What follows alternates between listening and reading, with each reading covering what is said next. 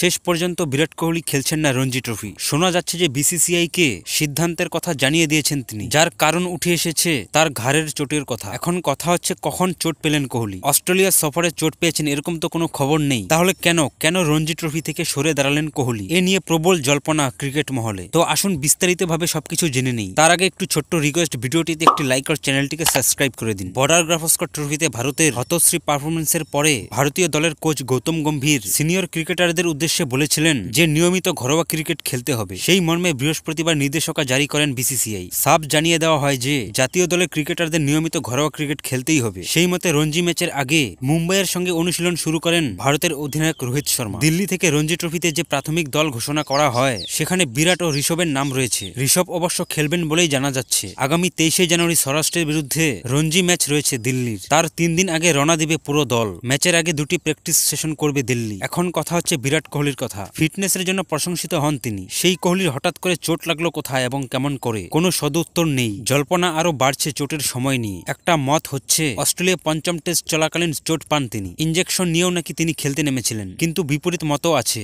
সেখানে কোনো চোটের ঘটনা ঘটেনি বলেই একাংশের ধারণা। ফলে রোহিত যখন রঞ্জির জন্য প্রস্তুতি শুরু করেছেন তখন কি বিরাট কোহলি ঘরোয়া ক্রিকেটকে পাশ কাটিয়ে গেলেন? কাটছে না ধোঁয়াশা। এদিকে একই অবস্থা KL রাহুলেরও। কুনুয়ে চোটের জন্য কর্ণাটকের হয়ে রঞ্জি ট্রফি খেলবেন না রাহুল।